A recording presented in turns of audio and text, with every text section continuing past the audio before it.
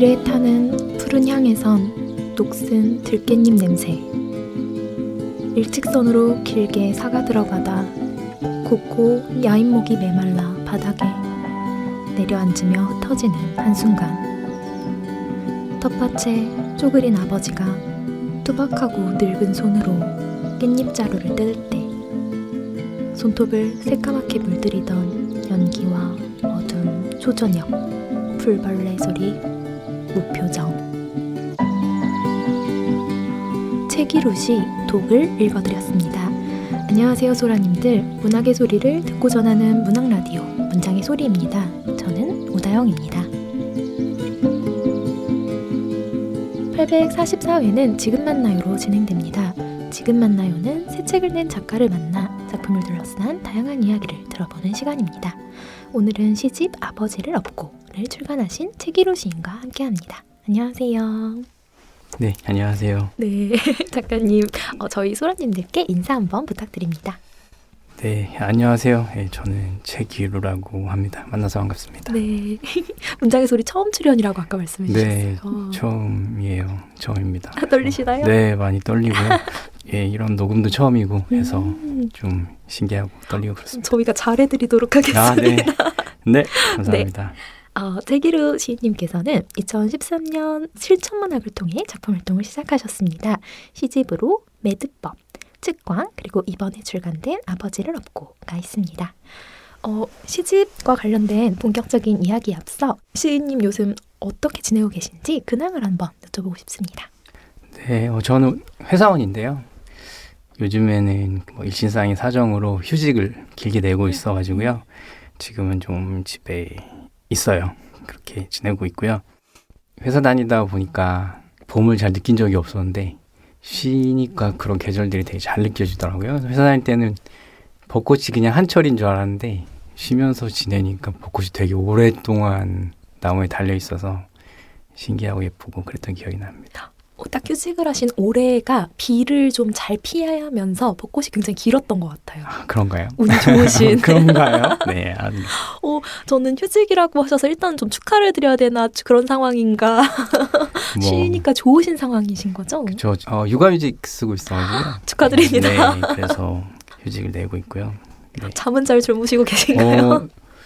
네, 이제 돌 좀 지나가지고 이제서야 좀 애가 길게 자기 시작해서 요새 좀 잘 자고 있습니다. 너무너무 좋으시겠어요. 행복하실 네. 때에 나오셨군요. 네, 어떻게 이렇게 시집과 아이가 네, 같은 시기에 나왔을까요? 맞아요. 딱 돌 때 시집이 나왔거든요. 그래서 뜻깊었던 것 같습니다. 네. 네. 그러면 오늘 시집 아버지를 업고 이야기를 해보려고 하는데요. 어떤 시집인지 시인님께서 직접 한번 소개 부탁드립니다. 네, 이번 시집은 제목처럼 이제 아버지에 관한 시들을 좀 묶은 시이고요. 제가 되게 오랜 기간 동안 이제 아버지에 대해서 제가 썼던 것 같은데요. 저의 그 등단작도 사실 아버지에 대한 글이었었고요. 그러다 보니까 아버지에 대한 생각들이 좀 많이 있었던 것 같습니다. 그러다 보니까 아버지에 대한 시가 좀 많이 모였고요. 그리고 아버지가 또 돌아가셨었거든요. 그러다 보니까 또 아버지에 대한 생각들이 많아지다 보니까 또 한 권의 시집이 될 만큼 시가 쌓여서 읽게 됐습니다. 네, 그래서 사실 아버지와의 그 시간의 흐름이 느껴지는 시집이었어요. 그래서 작가님이 이 시를 쓰신 기간이 몇 년 정도 되시는지도 한번 여쭤보고 싶었거든요. 어떤 기간들에 쓰신 시일까요? 아버지에 대해서는 제가 등단하고 나서도 계속 이렇게 쓰여졌던 것 같아요. 아마도 아버지가 심리적으로 가깝기 때문이겠죠. 그리고 계속해서 아버지가 이제 살아 계실 때에도 아버지에 대한 글을 좀 쓰고 했었는데, 이제 저희 두 번째 시집 측광은 제가 일부러 부모님에 대한 시를 배제하고 이제 썼던 그런 시집이거든요. 그렇기 때문에 그 당시에 썼던 아버지에 관한 글들도 이제 빠졌던 시집입니다. 그래서 그런 것들도 이번 아버지를 업고 이제 넣다 보니까 되게 긴 시간이 걸렸죠. 그래서 10년 정도 되는 기간 안에서의 네. 일들이 여기에 포함되어 있는 것 같습니다. 이걸 왜 질문드리고 싶었냐면 앞에 이제 두 권의 시집이 있으신데 그 다음에 기간 동안 쓰신 거라기에는 뭔가 여러 네. 시기에 쓰시지 않으셨을까. 맞아요. 네, 그런 생각이 들었고요. 구조도 굉장히 독특해요. 영부, 평범으로 시작을 하여서 사계절을 모두 지나 다시 영부, 사랑으로 끝나게 됩니다. 이러한 구성을 택하신 이유가 있을까요?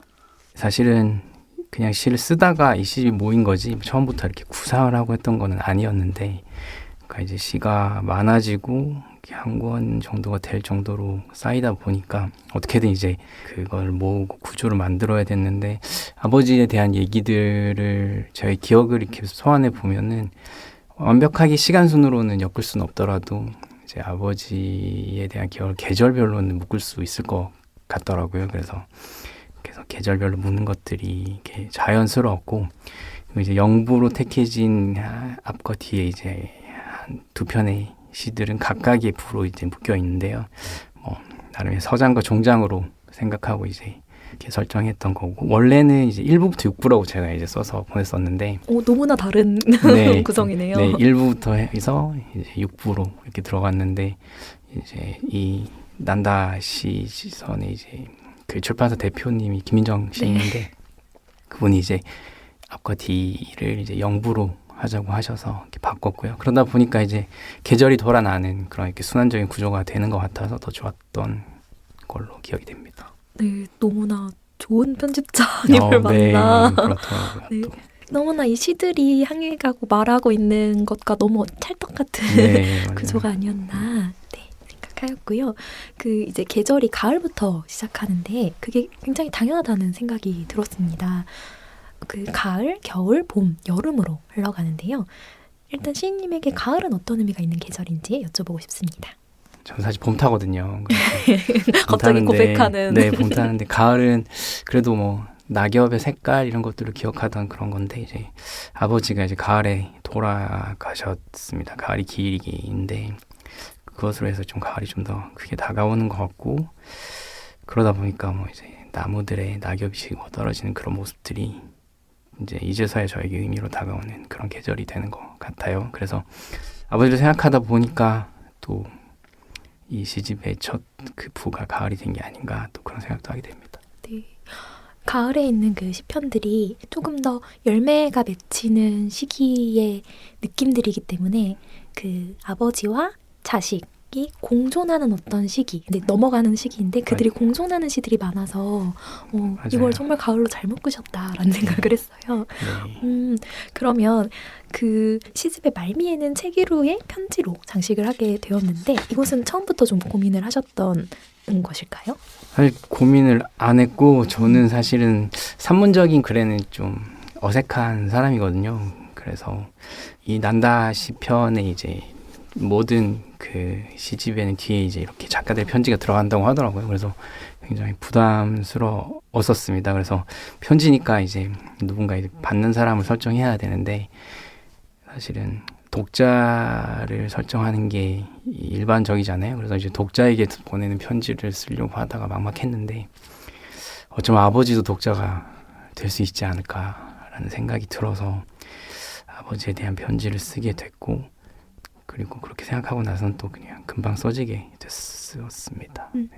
사실 저도 누구한테 편지 못 쓰고 가족들에겐 더 못 쓰거든요. 맞아요. 그래서 이게 아예 아버지에 관한 시집을 엮으면서 내가 보내는 편지까지 쓴다는 게 굉장한 고민이 있으셨을 것 같았거든요. 그렇죠. 아버지 살아생전에는 편지를 한 번도 써본 적이 없는 것 같아요. 그래서 뒤늦게 쓴다는 거에 대한 회한도 들고 아쉬움도 많고 여러 가지 그런 생각이 드는 그런 편지였습니다. 그렇다면 이 시 편편을 한번 같이 이야기를 나눠보려고 하는데요. 시 직립은 아버지가 아이를 위해 직접 보조바퀴를 떼고 혼자 달릴 수 있게 하는 내용입니다. 그리고 이후에 보조바퀴라는 시에서 이제 부풀어 오르는 적충물을 떼어내는 아버지의 수술 장면을 가져오는데요. 두 시가 겹쳐지면서 두 사람의 자리가 바뀌는 감각도 보조바퀴의 의미가 이제 달라지는 부분도 인상적이었습니다. 시편을 이제 연결하시면서 시인님이 어떤 생각을 하셨는지 들어보고 싶습니다. 네, 전체적인 사실 이 시집에 대한 그 구조는 사실 한 편에는 아버지란 단어가 들어있지 않고, 그 다음 편에는 아버지가 들어있고, 그 다음 또 아버지란 단어가 없고, 또 아버지가 있고, 이런 식으로 이제 전체 시집이 사실 구성이 되어 있어요. 그래서 그런 어떤 구조 안에서 아버지를 생각하는 것과 잠시 아버지의 공백 속에서 또 일어난 일들을 이렇게 적으려고 노력했습니다. 이제 그런 식으로 시편이 연결되면서도 그 각각의 시들은 어떤 기억과 어떤 시간의 흐름과 그런 것들, 계절이 돌아나가는 그런 것들의 연결성이 주어지기 위해서 이제 순서를 나열하고 배치하고 했던 그런 기억이 있습니다. 사실 이제 이거는 좀 개인적인 것이지만 저도 어떤 부모님의 수술 후에 꼭 의사가 이렇게 불러다가 이제 떼어낸 것을 보여주는 절차가 있잖아요. 맞아요. 그게 너무 좀 당연한 절차인데 이게 실체가 딱 눈앞에 오는 순간 느낌이 너무 이상했던 기억이 있어요. 아, 또 그런 네. 경험이 있으시군요. 네. 그래서 이게 정말 복잡한 느낌인데 네. 저도 설명할 수가 없는 느낌이었는데 네, 맞아요. 네, 맞습니다. 저희가 둘 다 말을 못하죠. 맞아요. 그 정말로 너무나도 그 현실적인데 사실 뭐 그런 것들 우리의 어떤 장기는 그 일반적으로 이렇게 만날 수가 없는 그런 거기 때문에 정말로 생생한데 가짜 같은 그리고 징그럽다고도 할 수 있는데 그런 선연한 색깔들 때문에라도 네, 설명할 수 없는 그런 느낌이 들었었어요. 네, 맞아요. 어쨌거나 그 당시에는 이제 그 수술로서 이제 안도를 많이 했었죠. 이 수술이면 될 거라고 생각했었고 그로 인해서 희망도 가졌던 그런 순간이었던 것 같아요. 그때. 저희가 조금 더 뭔가 슬프지 않고 객관적으로 이 세상의 순환을 좀 들여다보면서 이야기를 해보자면 그럴 때 그러니까 나랑 부모님의 몸은 분리되어서 이미 다른 몸이 되긴 했는데 부모님의 몸을 보면서 뭔가 이 생거사의 흐름을 엄청 체감하게 되더라고요. 저는. 네, 맞아요. 네, 그런 장면들과 그런 순간들이 굉장히 이 집에 많아서 시인님의 여러 시간과 경험들을 좀 상상해보는 시간이 있었습니다. 네, 네, 감사합니다. 네, 그 제가 낭독을 하면서 이 오늘 방송을 열었던 독에 대해 얘기를 해보고 싶은데요. 천년은 이렇게 시작합니다. 길에 타는 푸른 향에선 녹슨 들깻잎 냄새. 네, 어떤 냄새를 맡으면 이제 기억이 환기되는 순간들이 있을 텐데요. 혹시 시인님의 유년을 떠올리게 하는 냄새가 있으신지 궁금합니다. 네, 이건 유년은 아니고요. 이제 저희 청년 때 기억이 있네요. 저는 유년 때는 정말 천방지축이어가지고 뭐 특별히 그냥 까먹은 기억이 안 나는데 제가 이제 대학 다닐 때 이제 전 기숙사 생활을 했었어요. 기숙사 생활을 했는데 저희 기숙사가 굉장히 그 학교에서도 되게 깊은 구석에 있었어요. 그래서 동아리 방에서 기타 동아리였는데 기타를 치고 방으로 들어간다거나 이제 술 먹고 이제 이렇게 들어가거나 하면은 되게 깊게 오랫동안 걸어가야 됐었습니다. 그리고 이제 자전거도 이제 학교에서 타고 다녔는데요. 제가 자전거를 타고 들어가야 되는데요. 그 입구에 커다란 나무가 하나가 있었어요. 그래서 그걸 지나갈 때마다 향기가 났죠. 그래서 이제 뭐 연애에 실패하거나 뭐 시험에 실패하거나 이렇게 해서 이제 술 먹고 이렇게 들어가다 보면은 여름밤에 굉장히 그때를 지나갈 때마다 이렇게 아릿한 향이 나고 했던 기억이 나요. 그래서 정신을 차리고 이제 낮에 그 나무를 찾아와서 봤죠. 그랬더니 분홍색 꽃이 예쁘게 피어 있더라고요. 그래서 자기나무라는 꽃이라는 걸 알게 됐고 그 이후로 이제 그 나무와 그 꽃을 되게 좋아하게 되었어요. 그런 게 있어요. 자기나무. 아마 제가 어디선가 냄새를 맡아봤을 텐데 딱 매칭은 안 돼서 어떤 향인지 좀 묘사해 주실 수 있나요? 달콤하고 부드럽고요. 향긋해요. 되게 향이 좋아요. 향이 세고 아카시아보다는 약한 향 정도인가요?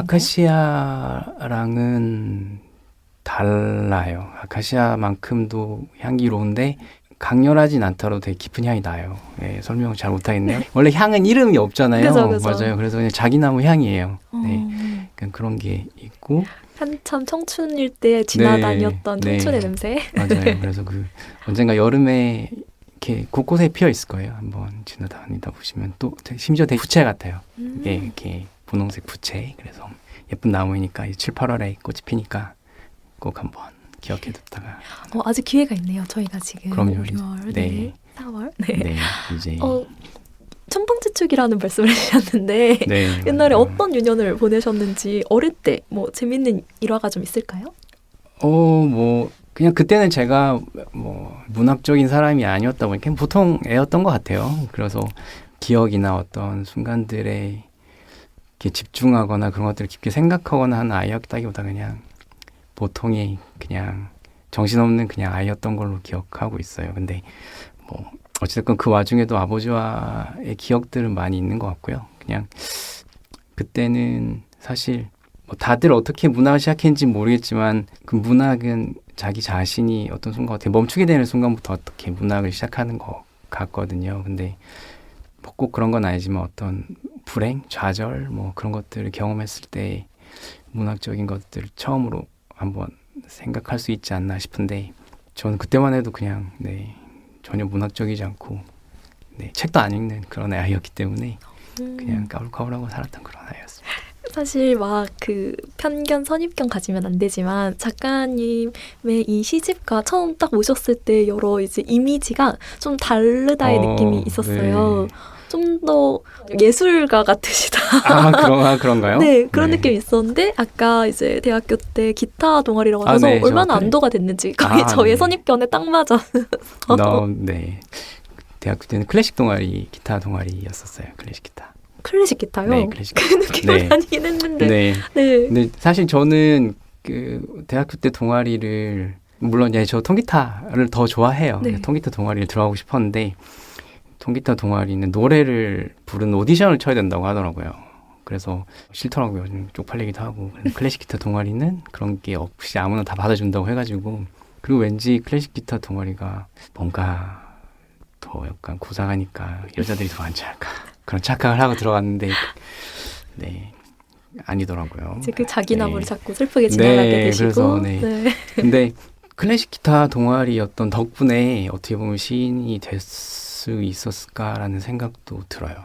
그러니까 아마 통기타 동아리에 들어갔으면 노래를 부르고 그랬겠죠.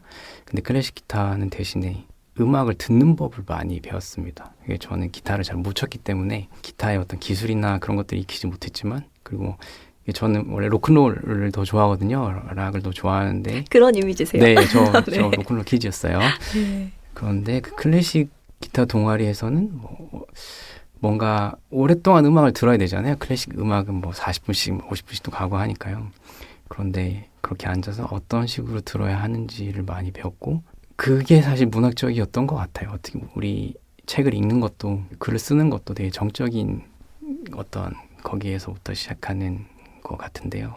그래서 어떤 시적인 상황들, 어떤 공간감들 그런 것들 클래식 기타 동아리에서 배움으로 해서 그것이 어떤 저의 그 시인이 되기 위한 하나의 씨앗이 되었던 것 같기도 합니다. 근데 정말 이해가 되는 게 어떻게 듣는지를 배운다는 것 자체가 원래라면 독해하지 못하고 그냥 쓱 지나갔을 어떤 걸 나에게 이제 의미로 고정을 해서 뭔가 맞아요. 잡을 수 있잖아요. 맞아요. 저는 귀 그렇게 좋지 않거든요. 그러면 나도 좀 새로운 걸 해볼 때는 클래식 기타를 한번 잡아보시는 걸로. 네, 좋습니다. 요새 좀 새로운 바람을 좀 넣고 싶은데 네. 추천하실까요? 네, 좋죠. 그리고 클래식 기타는 손톱으로 쳐야 되거든요. 저 손톱 엄청납니다. 네, 그래서 이제 왼쪽 손톱은 짧게 깎아야 되고 오른쪽 손톱은 길게 길러서 막 이렇게 갈아내는 거 있잖아요. 네. 그걸 이렇게 갈아야 되거든요. 뭐 이렇게 사포랑 이런 거 손톱 손질하는 그게 있는데 그걸 갈아야 돼요. 그러면은 왼쪽은 그 손톱이 인간이 가진 두 번째로 딱딱한 그 물질이잖아요. 그래서 어떻게 보면 공격을 할 수 있는 그런 몸의 어떤 무기이기도 한데 그걸 예쁘게 갈아서 우리는 그 무기로 음악을 만들어내죠. 그리고 왼쪽 손은 짧게 깎아야 돼요. 하나는 짧고 하나는 길고 마치 여기는 길이 들어진 짧게 깎여진 우리의 어떤 공격성을 삭제한 그런 손이라면 이쪽은 그 공격성을 갈고 닦아서 그 공격성을 잘 다듬어서 하나의 음악으로 만들어내는 그런 느낌도 저는 가졌던 기억입니다. 저 이제 기타 치는 사람들 손만 볼 것 같아요. 네. 저 사람 왼손, 오른손. 네, 맞아요. 그래서 또 그런 게 또 클래식 기타여서요. 굉장히 맹수 같은 발언을. 네, 근데 또 클래식 기타는 또 이렇게 잡는 법도 통기타랑 좀 달라서 이렇게 아기를 안고 있는 포즈로 잡거든요. 네. 그래서 기타를 치는 사람들을 보면 마치 아이를 어르는 것 같은 그런 모습도 있어서 이건 정말 네. 이상하게 튀어간 질문이지만 네. 이제 아이가 태어난 지 얼마 안 된 네. 이제 파릇파릇한 아버지시니까 네. 그 기타를 많이 안아보셨는데 아기 처음에 태어날 때 잘 안을 수 있으셨나요? 그 참 어려운데요. 지금도 사실은 애가 저렇게 잘 못 안고 있는데요. 왜죠? 애는 기타처럼 이렇게 얌전하지 못하고 이제 이렇게 이렇게 빠져나가려고 벗어나가려고 모든 것들을 스스로 하고 싶어하고 다 손에 잡고 싶어 해가지고 버둥버둥 돼요. 그래서 기타는 어떻게든 얼러서 음악을 만들어 줬다면은 아이는 자기 스스로 자기 현을 치더라고요. 그래서 아직은 제가 어떻게 하나 될지 아직 잘 모르고 있습니다. 좀 더 잘해보려고 하고 있어요. 네. 아, 정말 육아 위대한 일이죠. 응원합니다. 네. 아까 손톱 얘기를 해주셨는데 그 타인의 발톱이나 수염을 깎아주는 장면이 나옵니다. 아버지죠, 사실. 금음 그리고 항암이라는 시에서 그랬는데요. 이토록 작고 물리적인 돌봄의 순간 느낄 수 있는 감정은 그 병원 진료나 수술처럼 큰일과는 또 다른 영역인 것 같습니다. 이러한 순간을 통해 시님께서는 무엇을 이야기하고 싶으셨는지 궁금합니다. 이제 아버지가 이렇게 병원에 계실 때 원래는 많은 것들을 저에게 의지하려고 하지 않았습니다. 원래는 처음에 들어갔을 때는 그렇게 아프지 않았거든요. 아버지가 괜찮았다고 저는 생각했어요. 이제 그래서 이제 저희 발로 걸어 들어가시고 수술을 기다리시고 그런 동안에는 양치도 스스로 하시고 밥도 스스로 드시고 하시다가 그런데 어느 순간 갑자기 점점 몸이 안 좋아지기 시작하셨어요. 저희가 생각했던 것보다 더 빨리 안 좋아지시더라고요. 그러다 보니까 어느 순간 어제 할 수 있었던 일이 오늘은 안 되던 그런 날이 있었어요. 그래서 그때 아버지의 발톱을 처음 한번 깎아드렸던 기억이 나요. 그러면서 그 순간에 사실 저는 아버지 발을 뭐 언제 잡아보겠어요. 그죠? 남의 손톱을 깎아본 적이 언제가 있었겠어요. 그래서 그러다 보니까 마음이 좀 어지럽긴 했는데 그런 작은 돌봄들이 어떻게 그 덕분에 대신에 되게 아버지랑 육체적으로 굉장히 가까워질 수 있었던 계기가 되었습니다. 근데 또 막상 지금 이제 애를 돌보면서 애의 발톱을 또 깎아주죠. 그렇게 다르지 않은 것 같아요. 네, 일단 자기가 할 수 없는 일을 제가 대신해 주는 것, 그런 돌봄들이 노쇠한 부모님을 돌보는 거나 아이를 돌보는 거나 그렇게 크게 다를 바가 없었던 것 같습니다. 아버지 양치시켜주는 것들, 지금 애 양치시켜주는 것들 다르지 않은데, 그래서 아버지가 그렇게 한없이 작았을 때 아주 막 슬프거나 하지만은 또 않았습니다. 그때는 또 돌아가실 거라고 생각도 하지 않았기 때문에 되게 기분이 좋았어요. 마음이 따뜻해지고 뭉클하고, 아버지랑 사실은 이렇게 물리적으로 가까워 본 적이 없는데 이런 기회가 있어줘서 다행이라는 생각도 하긴 했었습니다. 근데 이제 계속해서 성장하는 아이와 이렇게 노쇠에서 점점 사라져가는 부모와의 그런 차이가 뭐냐면, 아버지는 굉장히 차가웠습니다. 아이는 펄펄 끓어요. 뜨겁습니다. 예, 그 은유적인 표현이 아니라 정말로 그렇거든요. 체온이, 네, 체온이. 그런 것들을 지금 아버지 돌아가시고 아이를 제가 돌보게 되면서 느끼는 그런 모습을 보면 그런 차이, 그런 뜨거운 것과 차가움의 차이, 그런 것들을 생각해 보면 또 먹먹해지곤 합니다. 저도 이제 이 시편들을 통해 그 시선을 좀 같이 공유를 한 상태에서 이렇게 엄청 가까운 가족이더라도 이렇게 밀접하게 붙을 일도 조금 없고 어떤 신체의 한 부분들을 현미경 들여다보듯이 가까이 주목해서 볼 일이 없는데, 오히려 그렇게 붙어버린 시선을 보는 순간 우리가 옛날에는 붙어 있었다가 이렇게까지 떨어져 있구나를 되게 느끼게 되는 맞습니다. 부분들이더라고요. 네. 그래서 예, 부모님이 노는 때 다시 한 번 더 돌아오게 되는 것 같아요. 그렇게 한번 엄청 가까웠다가, 근데 그 처음에 그 가까움을 기억하지 못하죠. 저희가 어렸을 때 그 가까움을, 그 이제 멀어진 상태로 우리가 기억하다가 다시 이제 아버지께 늙어가면서 다시 한 번 더 가까워지는 것들을 기억할 수 있는 것 같고, 또 아이를 한 번 더 낳으면은 제가 사실 기억 못했던 유년 같거든요. 그 아이가 자라나는 것이. 그래서 아, 내가 이랬겠구나, 또 아버지가 나한테 이랬겠구나 하면서 그런 어떤 연결성을 느낄 때도 있는 것 같아요. 요즘에 이제 애 키우고 아버지 기억하면서 그런 것들 느낍니다. 보리 밟기 외국인이죠. 보리 밟기 네. 시가 있었습니다. 이제 아직은 아기가 어리지만 조금 이제 걸음마를 떼면 시켜볼 수 있는 거잖아요. 네. 등 밟기. 맞아요. 인데요. 아버지의 등을 밟는 가볍고 심각하지 않은 무게와 아직 아무런 피해도 가져보지 않은 부자의 모습이 감각적으로 그려집니다. 사실 저도 어릴 때 아빠 등을 좀 밟았던 기억이 있어요. 의아했어요. 왜 자꾸 밟으라고 하는지 이해는 안 되지만 아빠가 좋아하니까 밟았었는데 저는 밟으라고 할 것 같지 않거든요, 제 등을. 그래요. 이제 아기 낳으면은 밟으라고 할 거예요. 그럴까요? 육아를 해보면 밟히고 싶을까요? 네네. 그럼요. 이제 온통 결리고 거기 가장 적당한 무게는 아이의 무게가. 저는 거의 6학년까지 밟았던 것 같아요. 제가 좀 가벼웠거든요. 가벼웠군요. 네. 네. 아빠가 그만하라고 한 게 좀 굉장히 나중이었다. 네. 그만하라는 네. 소리가 나올 때까지. 네, 그래서 질문을 드리고 싶었던 건 시인님과 이제 아버지의 새파란 새싹 같은 시간이 좀 궁금해지더라고요. 네. 좀 선명하게 남은 기억이 있으실까요? 많이 있어요. 많이 있는데 저희 아버지도 그냥 보통 회사원이셨거든요. 회사원이셨는데 그래서 그 당시에는 이제 토요일도 원래 출근하는 그런 회사 생활이었으니까 매번 많이 주무셨어요. 일요일 주말 되면 주무시고 그랬는데 별로 말도 없으신 아버지였고 그냥 그런 분이셨는데 제가 어디 나가서 뭐 이렇게 놀자 그러면은 주무시다가도 그냥 꾸역꾸역 나와서 이렇게 같이 놀아주셨습니다. 그래서 아버지랑 이제 운동도 많이 하고 그랬던 기억이 나는데 중학교쯤 돼서 이제 아버지랑 이제 탁구를 쳤어요. 저희 집 근처에 동사무소 주민센터인데 지금 동사무소라고 불렀거든요. 저도요. 네, 맞아요. 저희 같은 세대인가 봐요. 네, 그런가 보네요. 네, 요새 이름을 되게 많이 바꿨더라고요. 네, 맞아요. 절대 못 이루겠던데요. 네. 여전히 동사무소죠. 동사무소 2층에 아무도 쓰지 않는 탁구대가 있었어요. 이제 거기서 이제 아버지랑 탁구를 치는데 아버지한테 배웠죠. 처음에는 이제 탁구를 그냥 치면 이제 아버지가 봐주시죠. 뭐 일부러도 져주시기도 하고 그러고. 근데 이제 도전자는 늘 이제 활활 타오르죠. 그래서 야, 아버지를 정말 이기고 싶었죠. 그래서 몇 년이 가고 어느 순간 아버지를 이기던 기억이 납니다. 이기던 기억이 나고 그때 아버지가 아들이에게 이겼으니까 대견하기도 하면서도 졌다라는 그 남자들의 그 자존심 때문에 마음이 상하면서 그 복잡했던 얼굴이 기억이 나요. 그럼 진심으로 지셨던 거군요. 진짜 진 거죠. 이제 봐주다가 어느 순간부터는 이제 서로 조금씩 진심을 다하기 시작했는데 결국에는 지게 되는 그리고 또 이제 계속해서 치게 되면서 이제 제가 더 잘 치게 되죠.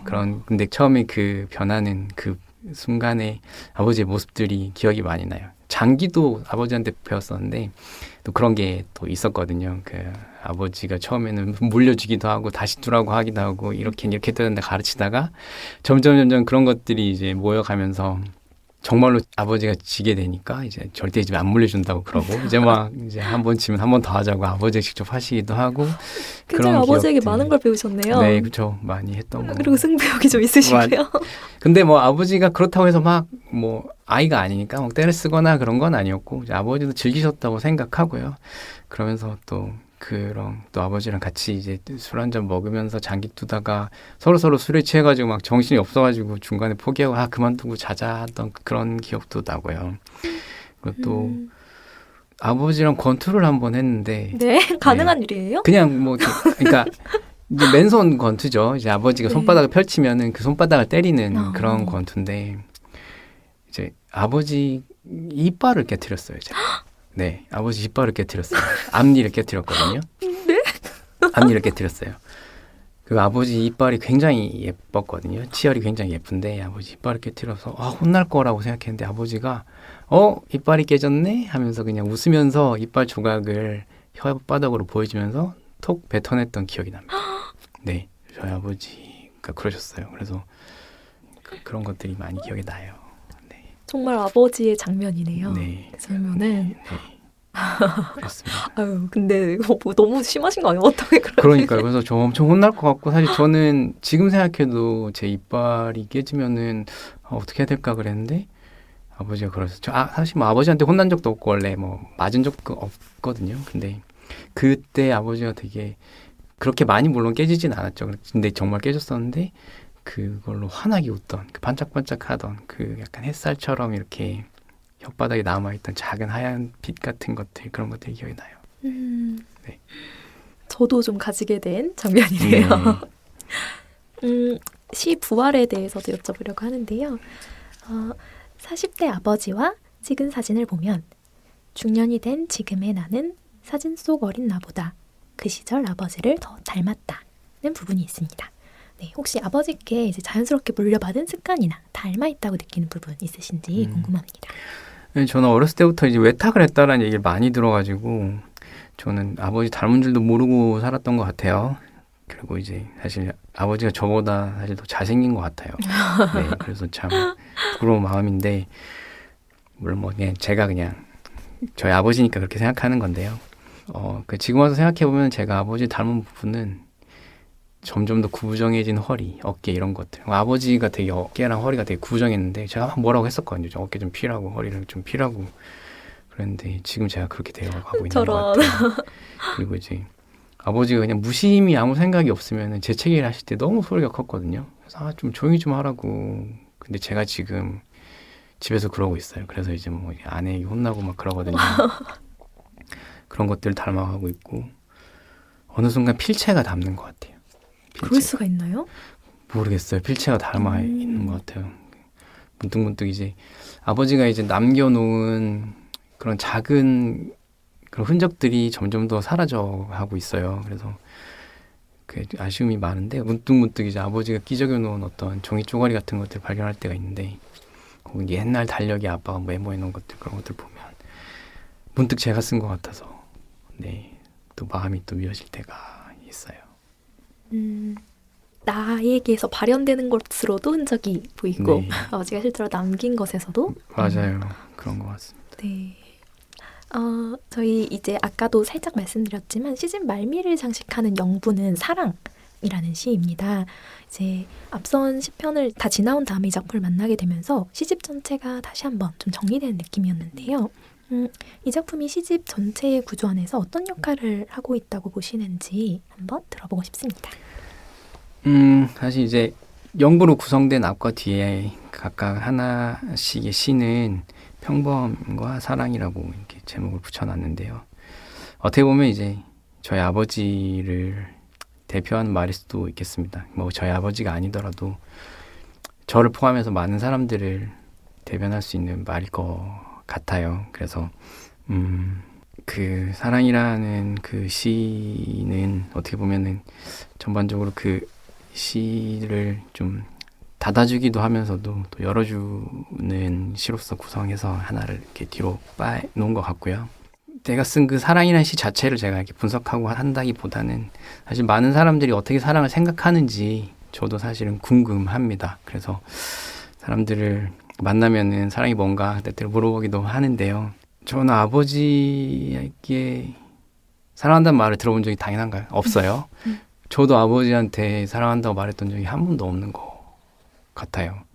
그런데도 마음을 전달하지 못한 것 같진 않지만 또 문득 생각해보면 그게 또 아쉽기도 한데요. 그래서 사랑이라는 게 뭘까를 생각해 볼 때가 있어요. 그래서 사랑이 뭘까요? 어떻게 생각하세요?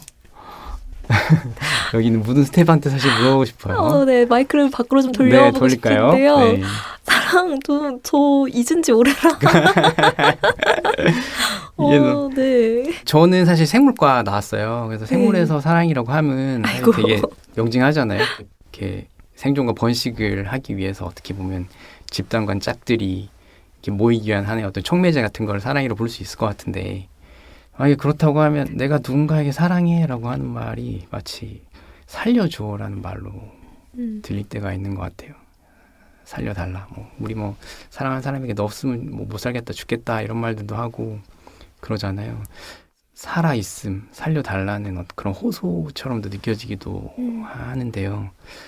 아버지가 저에게 사랑한다는 얘기를 하지 않았다는 것은 그 아픈 기간 동안에도 살려달라고 저희한테 기대지 않으려고 했다라는 생각을 할 때가 있습니다. 아버지는 되게 당신이 스스로 아프고 간절할 때에도 괜찮다고 얘기하고 싶었던 것 같기도 해요. 그래서 그런 마음들이 이 마지막 시에 담겼으면 하는 마음이었던 것 같습니다.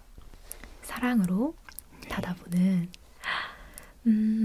굉장히 저 사랑만 잊었다는 생각이 드네요. 지금 네. 아까 근데 생물학과 나오셨단 말이 너무 충격적이에요. 네, 저 생물과 나왔어요. 생물학과 들어가셔서 이제 음악을 동아리로 네, 하시고 맞아요. 지금은 시를 쓰고 계시는. 네, 맞아요. 아버지께서는 이런 그 시님의 모든 좋아하는 지점들 인생의 그것들을 좋아하셨나요? 또 아버지에 대한 기억이 뭐가 있냐면 이제 아버지 생신 때 이제 저 누나가 있는데 누나가 김광석 4집 테이프를 선물했었어요. 근데 이제 그 아버지 테이프를 제가 이렇게 막 들었죠. 몰래 들었는데 저는 사실 막 희망적인 노래들, 막 예쁜 노래들, 막 그런 노래들만 듣고 있었는데 김광석의 노래를 그냥 듣다 보니까 가사가 생각도 못한 슬픈 노래들도 있는 것 같고 막 그래서 되게 이상했습니다. 그래서 근데 가사가 잘 안 들리니까 아버지 보고 좀 가사를 좀 알려달라고 그랬던 기억이 나요. 아버지가 그 가사를 적어서 이제 저한테 이제 보여주고 했던 기억들이 있어요. 그래서 어떻게 보면 아버지가 좋아했던 노래를 저도 좋아했던 것 같고, 뭐 아버지가 이걸 들어봐라, 저걸 들어봐라, 뭐 이렇게 직접적으로 해주신 건 아니고, 아버지도 뭐 특별히 뭐 악기 같은 거를 좋아하거나 뭐 그랬던 것 같진 않지만, 제가 뭔가 처음에 어떤 기호를 가지기 시작했을 때 시작점은 뭐 아버지였던 것 같아요. 아버지가 좋아하는 노래 중에 이제 존 덴버 가수가 있는데요. 이제 컨트리 그 70년대 가수죠. 그 노래가 아버지가 흥얼거리곤 했었거든요. 그럼 아버지한테 이게 무슨 노래야? 그랬더니 뭐 Take Me on Country Road다. 그래서 그 가사를 한글로 적어줬었어요. 그래서 그거 듣고 보게 되고 그런 것들이 제가 유년에 이제 로큰롤 노래들을 좋아하게 된 계기가 아니었나 하고 여전히 그때 아버지가 처음 들려줬던 70년대 노래들, 80년대 노래들 그런 노래 아직까지 듣고 있어요. 그렇게 하면 뭐 취향이 비슷하다고 해야 될까요? 네, 그런 것 같아요. 네. 그래서 필지를 더 잘 기억하시는군요. 네, 맞아요. 그런 것 같아요. 네, 네. 그 가사를 직접 적어주시는 아버지. 네. 저희가 못 다룬 시편이 굉장히 많은데 그래도 한 편을 조금 그래도 소개해주고 싶다 아쉬우시니까 그런 시가 있을까요? 이제 여기 모래시계라는 그냥 시가 있는데요. 이제 그걸 뭐 얘기해 드려보고 싶어요. 뭐 그냥 저는 이제 시를 연필로 쓰는데요. 어느 날 이제 바깥 벤치에서 이제 병원 벤치였던 것 같아요. 거기에서 이제 있는데 그 개미가 이제 탁자 위에 올라왔더라고요. 그래서 이제 그 개미를 제 연필 위에 올려가지고 이렇게 이리저리 하다 보니까 개미가 계속해서 그 짧은 연필을 왔다 갔다 하더라고요. 마치 그것이 아버지의 그 링거에서 떨어지는 그 물방울 같기도 하고 그런 느낌으로 생각해서 한참을 그 개미를 가지고 이렇게 연필 위에서 이제 가지고 있었던 생각이 나요. 그 개미는 좀처럼 이렇게 뛰어내리고 있지 못하더라고요. 그 개미가 마치 아버지 같기도 하고 매번 이제 출퇴근도 저는 그 병원에서 할 때가 있었는데 그래서 저 역시도 그 개미가 아닌가 그런 생각 들었고요. 그런 생각을 하면서 썼던 시가 모래시계인데 이거와 별개로 사실은 사실 우리는 어떤 시간 같은 것들을 결국엔 어떤 보내게 되고 쓰게 되는데 자기만의 어떤 측정하는 그런 시간들을 가질 수 있었으면 좋겠다는 생각이 좀 들어요. 그래서 이제 이 모래시계라는 시간을 이렇게 포함한 그런 시를 한번 소개시켜주고 싶었습니다. 그래서 우리는 이제 그냥 흘러가는 시간, 시계로 이렇게 정의된 그런 시간들을 타인과 공유하잖아요. 근데 어떤 순간부터는 자기만의 이렇게 시간을 측정할 수 있는 어떤 도구들을 가지게 되는 순간이 있는 것 같아요. 그리고 그것들이 자기 자신을 정의해주는 것 같습니다. 그래서 독자 여러분들이나 다른 분들은 어떤 식으로 자기 자신의 시간을 측정하고 계신지 궁금하기도 해서 그런 것들의 이 시를 이렇게 한번 추천해 드립니다. 네. 이 시를 소개해 주셔서 너무 기쁜 게 사실 다른 시편들은 조금 더 미시적인 입장에서 상황과 이제 그 어떤 이미지들을 가까이서 보는 경험들이라면 이 시야말로 조금 다른 시들과 다르게 전체 이 시간과 간연과 이 순환의 모든 걸 좀 거시적으로 이렇게 보는 그런 시였잖아요. 네. 그리고 마지막에 그 어떤 시간성을 과거와 미래를 이렇게 뭔가 반복하면서 그 시간을 조금 말씀해 주신 대로 내가 가지고 그것을 읽는 방법을 조금 터득하는 그런 시였던 것 같아서 저도 좋아했답니다. 감사합니다. 잘 읽어주셔서 감사합니다. 네, 저희가 좀 그래도 시인님의 사적인 이야기도 나눠보고 싶었는데 시인님 일상에 좀 소소한 기쁨, 이제 육아가 바쁘셔서 좀 정신이 없으시겠지만 다른 기쁨도 있으신가요? 사실 요즘에는 육아를 한다고 정신이 없긴 한데요. 생각보다 재밌습니다. 예, 재밌어요. 사실 제가 뭐 한 10년 전만 해도 이렇게 육아휴직을 길게 내는 게 쉽지 않았을 텐데 요즘에는 육아휴직도 쉽게 낼 수 있고 뭐 이렇게 전반적으로 이렇게 복지도 잘 돼 있어가지고 휴직을 내도 뭐 이렇게 잘할 수 있어서 이렇게 재미가 있고요. 뭐 육아 이외에 다른 어떤 재미는 아버지께서 돌아가실 때 이렇게 필름 카메라가 있더라고요. 그래서 이제 그거를 정리하면서 고쳐가지고 사진을 한번 찍다가 지금껏 이제 필름 카메라로 사진 찍는 게 재미가 됐는데요. 그래서 요즘에 그걸로 이제 아이도 찍고 뭐 여러 가지 찍고 한 그런 재미가 있습니다. 이렇게 필름 카메라로 찍는 것 중에 정말 재밌는 게 뭐냐면 이게 디지털은 계속 찍을 수 있잖아요. 그래서 그 피사체가 저를 기다려주지 않더라도 그 사람의 자연스러운 모습을 되게 잘 찍을 수 있는데 저는 이제 필름 카메라 찍을 때 잘 못 찍으니까 이렇게 모델 세워놓고 하나 둘 셋 하면은 웃어라고 하는 그런 인물 사진만 거의 찍거든요. 그러면은 그 안에서 저와 피사체의 관계를 알 수가 있어요. 네, 그래서 제가 좀 더 가까운 사람들은 저를 기꺼이 이제 참아주죠. 근데 이제 저랑 좀 어색한 사람들은 안 찍겠다고 손살이 친다고 하면서 이제 그렇게 하는데요. 그래서 어찌됐건 그 사람들이 이제 저를 기다려주는 시간이 되게 고맙고, 그래서 하나, 둘, 셋 하고 찍는데 차마 못 찍을 때가 있어요. 이게 지금의 가장 최선의 순간인가를 망설이다가 놓치거든요. 그러면은 그 사람들이 하나, 둘, 셋 하고 찍기를 기다렸는데 내가 못 찍으니까 그 순간 한번 풀어질 때가 있습니다. 근데 사실 그때가 정말 예뻐요. 사람들의 피사체가 그 기다려줌과 그 찰나의 순간과 그러다가 결국 제가 놓쳐버린 그 순간, 그래서 그 가장 아름다운 순간은 필름에 담기지가 않더라고요.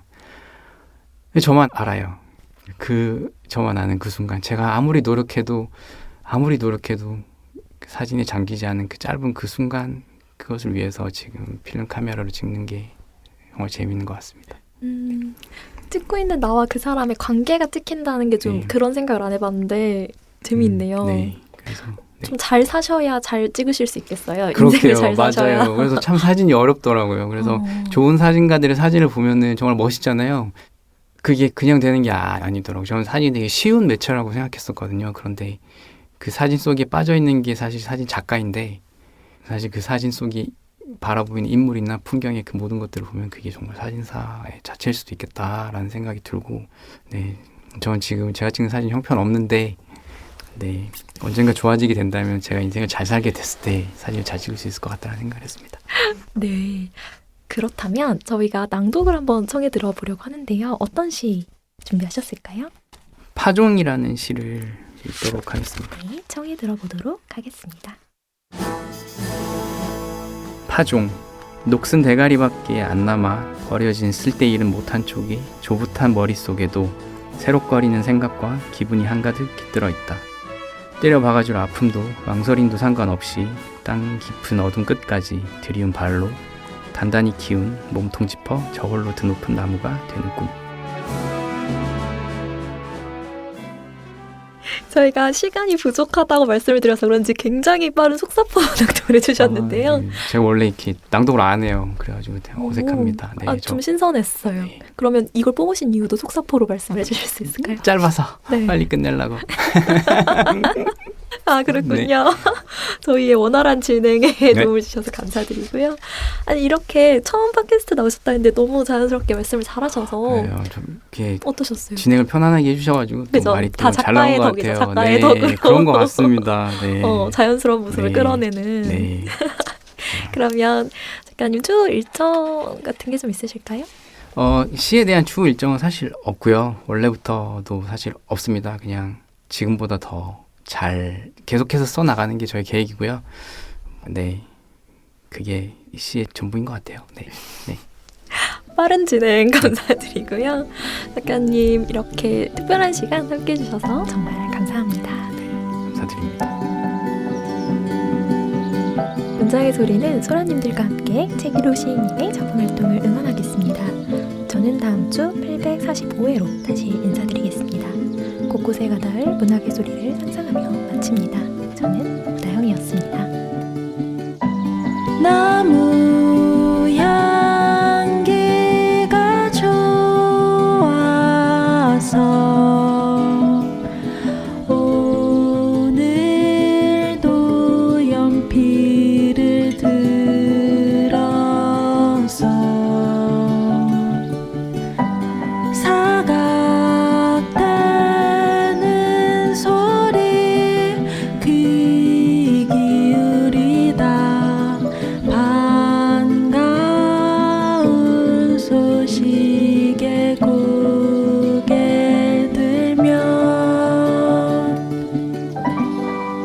문장 라디오 문장의 소리